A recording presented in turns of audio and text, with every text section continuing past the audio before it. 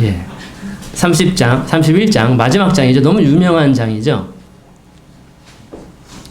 1절에 르무엘 왕의 말씀들, 곧 그의 어머니가 그에게 가르친 예언이라. 내 아들아, 내가 무엇을 말할까? 내 태에서 난 아들아, 내가 무엇을 말할까? 내 서원으로 얻은 아들아, 내가 무엇을 말할까? 흥미로운 것은 1절에 보니까 이 르무엘이라고 하는 왕을 누가 가르쳤냐 하면은, 누가 하나님의 말씀을 그 왕에게 가르쳤냐 하면은 그의 어머니가 가르쳤다라고 하는 부분이에요. 우리 갈보르체플의 환경에서는 여성분들이 공적인 자리에서 공적인 예배를 인도하거나 그런 것을 조금 우리가 비성경적으로 여기기 때문에 그렇게 강단에 세우거나 하는 일들은 거의 없어요. 근데 이제 여성분들을 가르칠 수 있죠.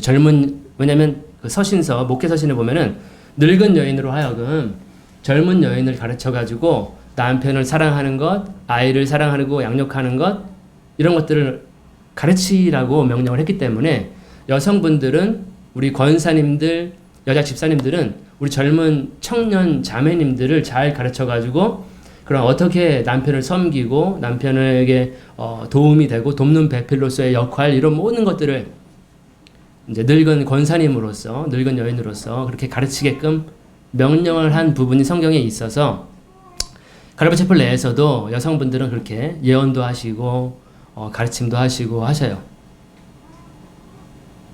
그 여인들의 가르침 중에서 가장 중요한 것이 바로 자기 자녀를 잘 양육하는 것이에요.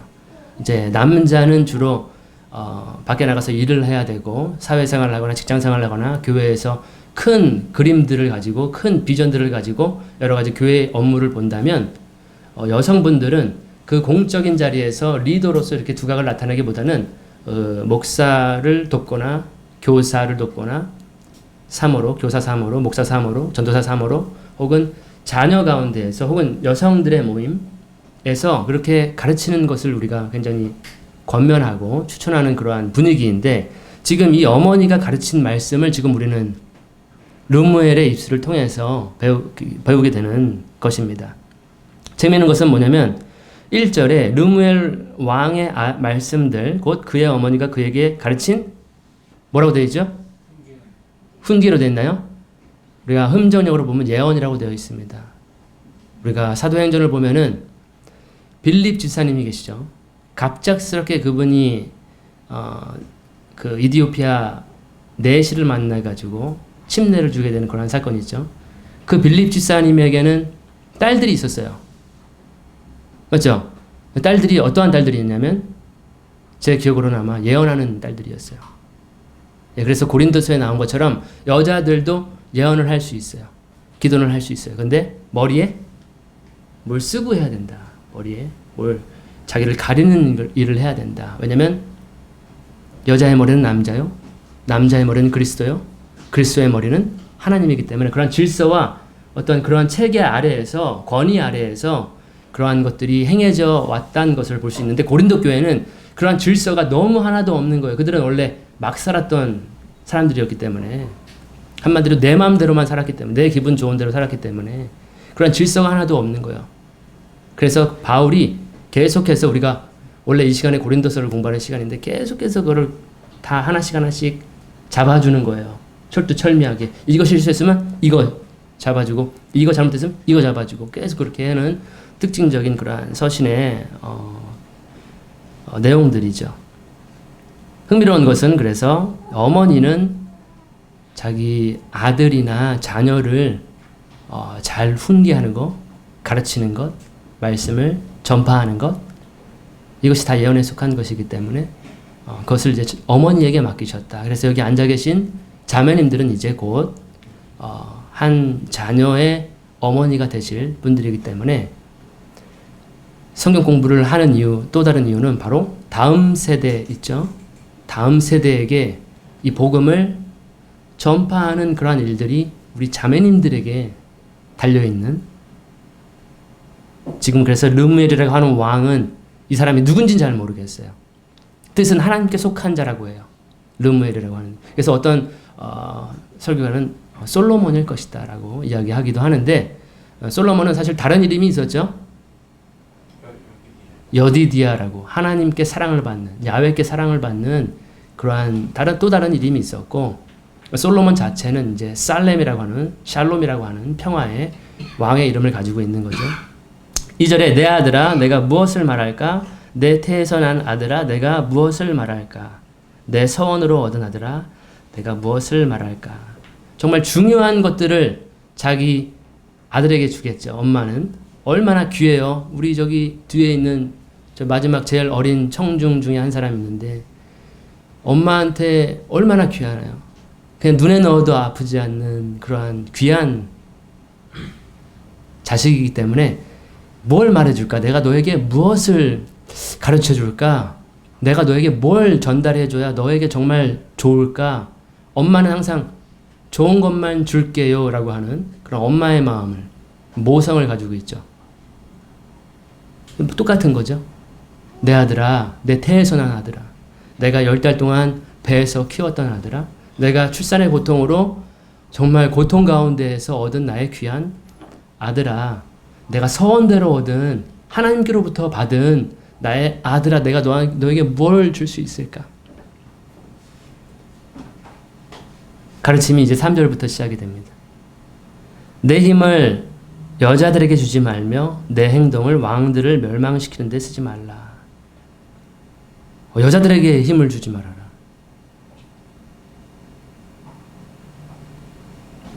그리고 내 행동을 왕들을 멸망시키는 데 쓰지 말아라. 한쪽은 권력적인 부분인 것 같고요. 또 한쪽은 정욕적인 것 같아요. 거기에 너의 힘을 쏟아서는 안 된다.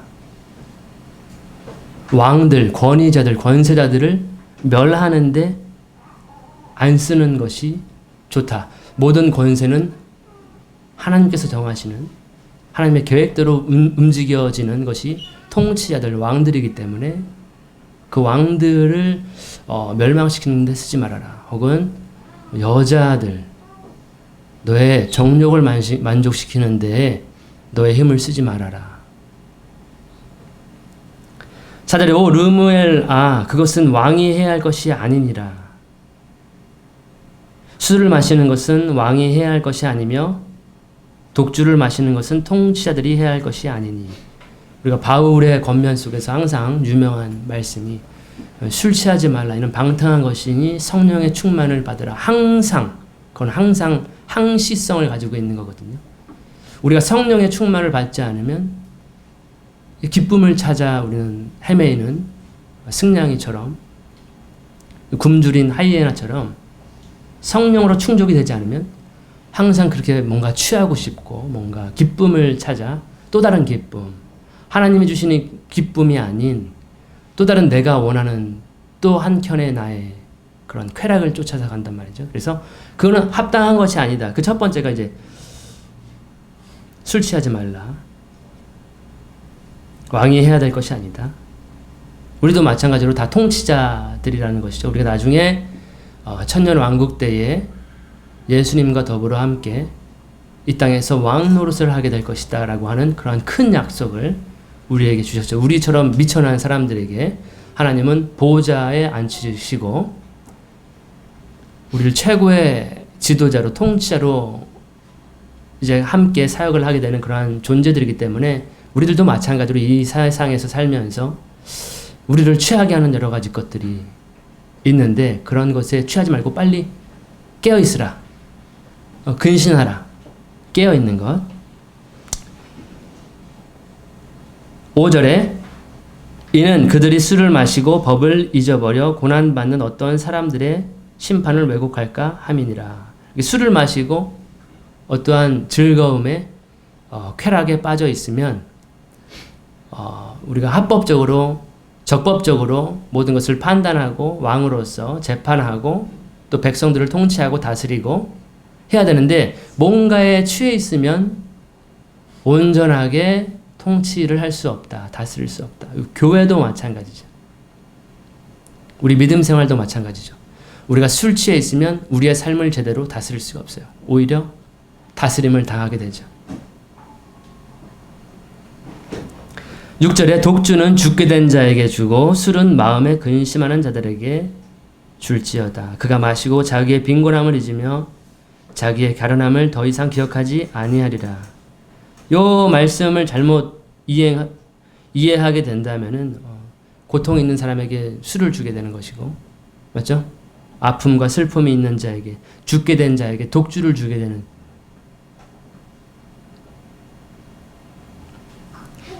좀 다른 의미로 생각을 해봐야 되겠죠.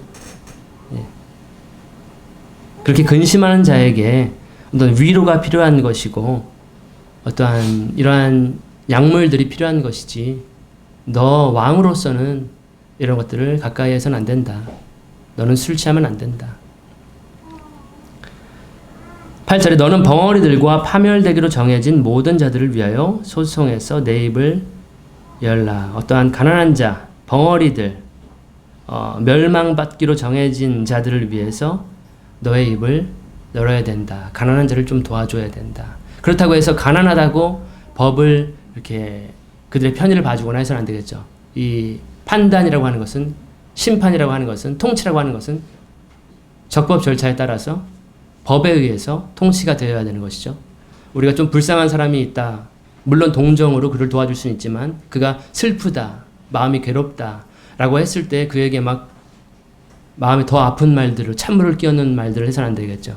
그를 위로해 줄 수 있겠죠. 그런데 그렇다고 해서 법을 이렇게 어긋나게 통치를 하면 안 되는 거죠, 왕은. 그런데 그 가난한 자, 벙어리들이나 말할 수 없는, 스스로 말할 수 없는 자들이죠. 변호할 수 없는 사람들, 이러한 사람을 위해서는 너의 입을 대신 열어서 그들에게 도움을 주어라. 9절에 내 입을 열어 바르게 재판하고 가난한 자와 궁핍한 자를 위해 변호하라. 이렇게 합법적으로, 적법적으로 하나님의 말씀대로 통치를 해야 된다. 그런 것들을 방해하는 것이 너의 정욕적인 부분, 너를 미혹할 수 있는 그런 여자들에게, 혹은 통치자들, 혹은 술 취함, 이런 것들을 조심해야 된다. 라고 어머니는 르무엘 왕에게 이렇게 말씀을 가르쳤습니다. 그 다음부터는 이제 그러면 여자들에게 힘을 쓰면 안 되는데, 그럼 내가 어떠한 내 배우자를 얻을 수 있을까? 어떻게 하면 내 바른 여성을 내 평생 나의 반려자, 동반자가 되고 나에게 항상 나의 편이 되어주고 나에게 나의 잘못을 지적해 줄 수 있는, 나의 실수들을 바로잡아 줄 수 있는, 나를 위한 조언자를 어떻게 얻을 수 있을까라고 하는 그 부분에 대해서 10절부터 어머니는 전달합니다. 누가 현숙한 여인을 찾아낼 수 있겠느냐? 그녀는 루비보다 혹은 진주보다 훨씬 가치 있느니라. 현숙한 여인, 우리가 잠언서에서는 두 명의 여성을 만날 수 있는데요. 하나는 어리석은 여인입니다. 음녀입니다. 음녀. 나를 지옥으로 데려가는 여인입니다. 나를 사망으로 이끌어가는 여인, 음녀가 존재하고요. 또 잠언서에는 지혜라고 하는 이름을 가진 여성이 등장합니다. 그녀는 나의 생명이 되고 나로 하여금 하나님께로 인도하는, 하나님을 경외하도록 하는 그러한 여성입니다. 마지막으로 이제 르무엘이라고 하는 왕의 어머니는 그 지혜라고 하는 그 여성의 그 모습을, 그 형상을, 어떠한 여성이 정말로 현숙한 여인이냐, 어떠한 여성이 너가 꼭 발견해야 하는, 너의 인생에 꼭 만나야 하는 여성인가를 전달을 해줍니다. 그녀의 가치는 진주보다도 더, 루비보다도 더 가치가 있는, 다 맞다고 지금 저에게, 예.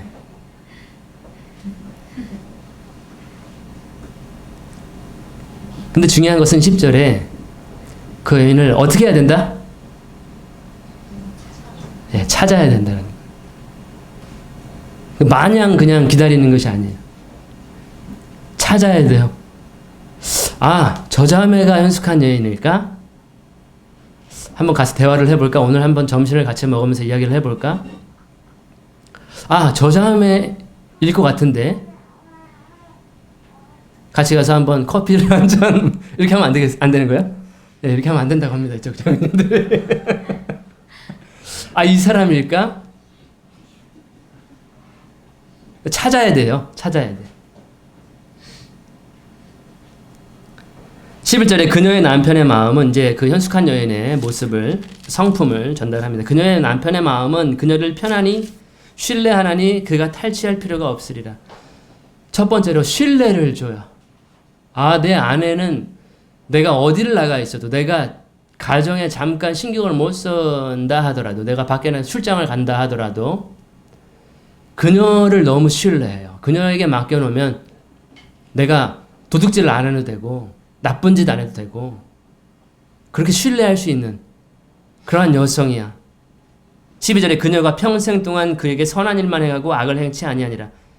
현숙한 여인의 두 번째, 남편에게 항상 선한 것, 좋은 것만 드리는 거예요. 항상 선한 것, 남편을 위하는 것, 남편에게 해가 되지 않는 것.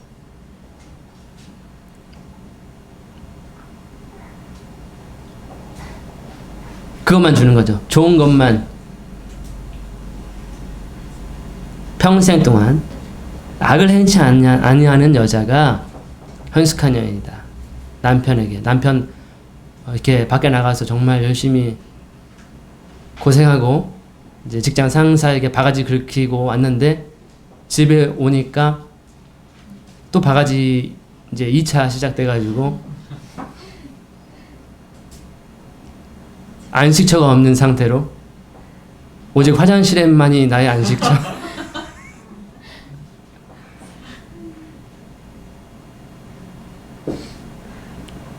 특징이고요. 13절에 그녀는 자진하여 양모와 아마를 찾아 손수일하며, 굉장히 일을 열심히 하는 여성인 것을 볼 수 있겠죠. 스스로 자진해서 일하며 14절에 상인의 배와 같아서 먼 데서 양식을 가져오고. 상인의 배와 같아. 먼 데서 양식을 가져와요. 아, 어디에 물건이 가장 저렴하고 좋을까? 아, 좀 멀리 있는데 그거를 이렇게 멀리서 수고로 해서 가정을 위해서, 남편을 위해서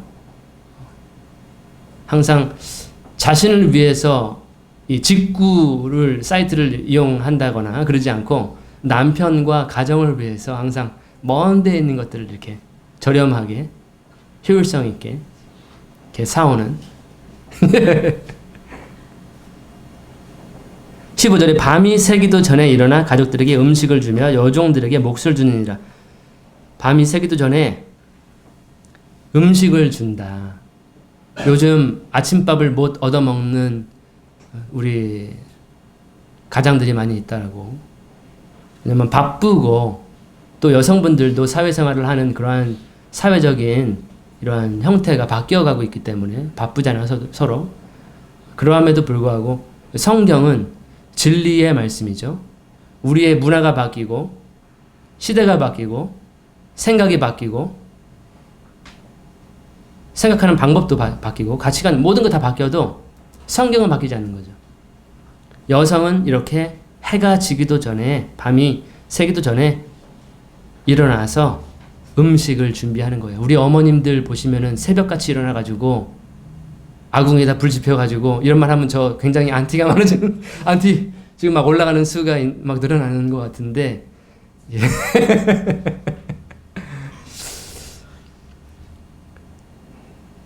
죄송합니다. 자매님들 굉장히 죄송합니다. 예. 어쩔 수 없어요. 성경이기 때문에 제가 전달하지 않을 수가 없잖아요. 예, 저를 좀 양해해 주시기를. 예. 저녁이 밤이 새기도 전에 음식을 준비하고 여종들에게 몫을 챙겨주는. 16절에 그녀는 숙고하여 밭을 사며 그녀의 손에 열매로 포도원을 만들고 허리에 힘껏 동이며 팔을 튼튼하게 하느니라. 그녀는 자기의 장사가 잘 되는 줄을 예견하여 밤에도 촛불을 끄지 않고 자기 손을 물레의 가락에 두며 자기 손으로 손뭉치를 잡느니라.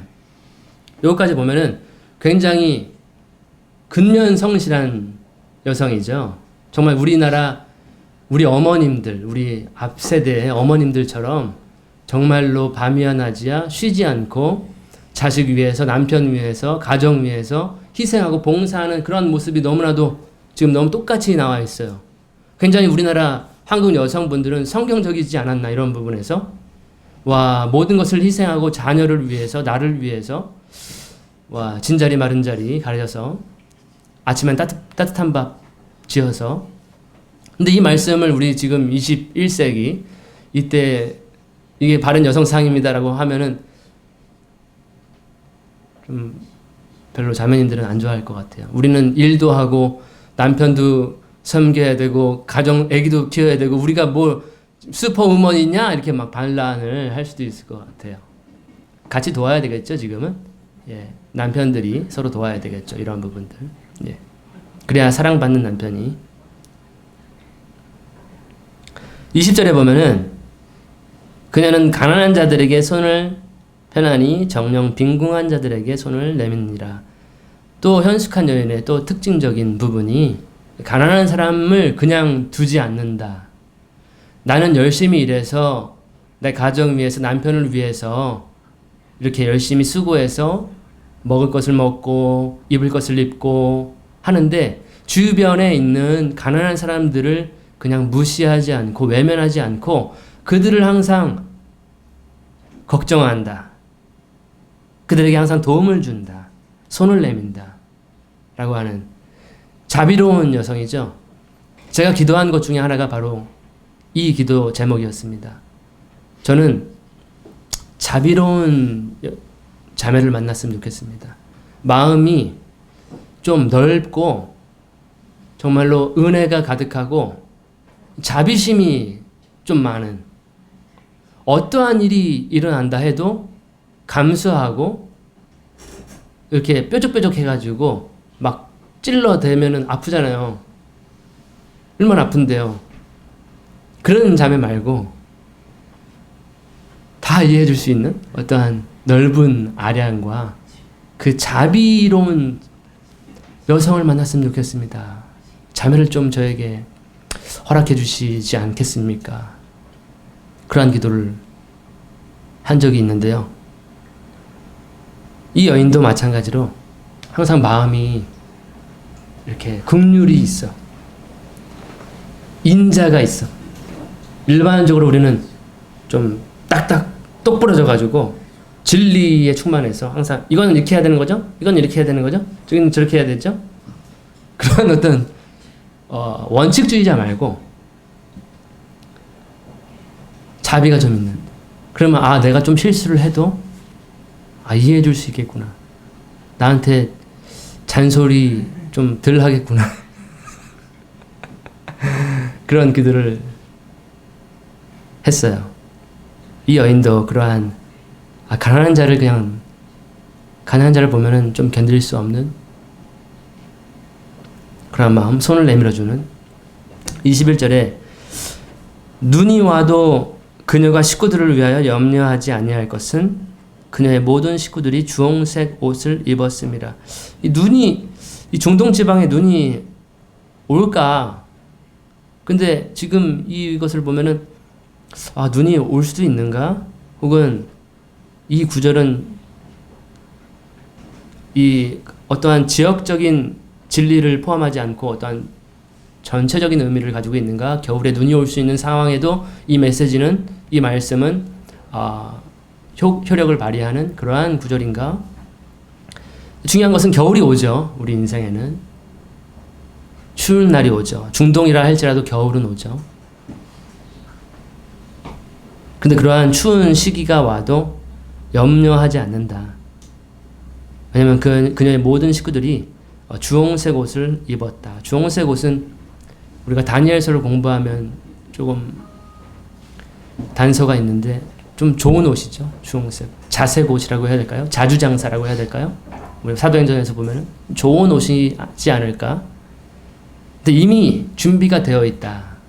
이 월동 준비가 되어 있는 그녀가 이미 다 준비를 하고 있다. 5월 동안. 22절에 그녀는 스스로 수놓은 직물을 덮개를 만들며 자주색 비단옷을 입고 그녀의 남편은 그 땅의 장로들 사이에 앉을 때 성문 안에서 알려진 사람이 되고, 그녀의 남편은 그래서 장로들 사이에 앉을 때 알려진 사람이 된다. 장로들 사이에서 그 아내의 내조로 인해서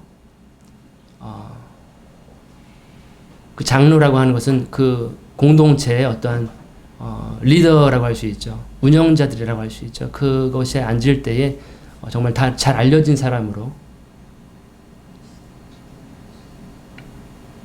되고, 24절에 그녀는 세마포로 옷을 지어 팔며 장식띠를 상인들에게 넘겨주느니라. 능력과 존귀가 그녀의 옷이 되나니 그녀가 다가올 때에 기뻐하리라. 그녀는 지혜롭게 입을 열며 그녀의 혀에는 친절의 법이 있느니라. 또 그녀의 입에 특징이 있네요. 그녀의 입에는 지혜가 있다. 하나님의 지혜가 있는 여인이다. 그녀와 대화를 해보면 하나님의 지혜가 나오는구나. 하나님의 지혜. 세상 지혜 말고 하나님의 지혜. 하나님의 말씀이 그녀의 입을 통해서 나오는구나. 그리고 그녀의 혀에는 어떠한 법인 친절한, 이렇게 부드러운 법이 있다.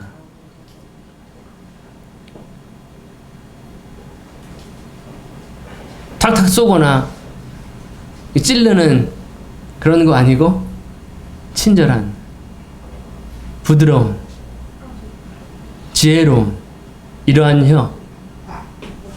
혀를 가지고 있는, 상상만 해도 너무 아름답죠. 예, 우리 여기 계신 자매님들은 다 그러한 자매님 같아요. 우리 형제님들 뭐 하는지 모르겠어요.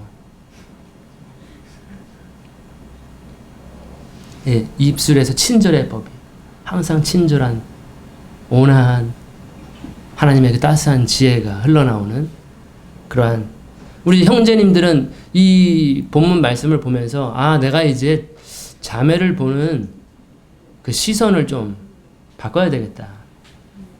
시각을 좀 바꿔야 되겠다. 외형적인 어떠한 것만 볼 것이 아니라 지금 이러한 내용으로 우리가 자매를 찾아야 되지 않을까. 27절에 그녀는 자기 식구들의 일들을 잘 살피며 게으른 빵을 먹지 않느니라. 항상 자기 식구들을 잘 살핀다는 거죠. 막내면 막내 챙기고, 둘째면 둘째 챙기고, 첫째들 첫째 챙기고, 예, 남편 일들 남편 챙기고. 지금 딱 보면은 그림이 떠오르죠. 어떠한 여성상인지. 예. 그리고 게으른 빵을 먹지 않는다. 게으르지 않는 이 여성은 착하고 충성된, 하나님께도 착하고 선하고, 남편에게도 선하고 신실한, 남편이 신뢰할 수 있는 그러한. 28절에 자식들은 일어나 그녀를 축복하며 남편도 그녀를 칭찬하기를. 자식들도 우리 엄마가 최고예요. 엄마를 칭송하는 거야. 우리 엄마는 정말 성경적인 엄마예요.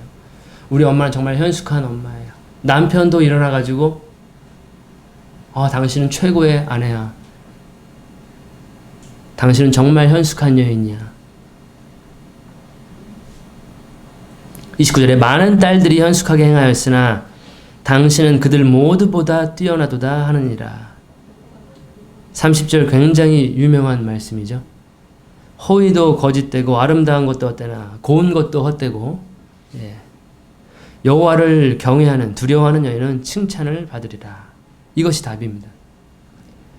겉모습 예쁜 거, 겉모습 치중하는 거, 그것보다도 그 여호와를 경외함으로 단장이 되어 있는, 남편을 경외하고 존중하고 자녀를 잘 키우고 집안일을 잘하고 자녀를 하나님의 말씀으로 양육하고 가르치는 그러한 여인이, 한마디로 여호와를 경외하는 여인이 최고의 여인이다.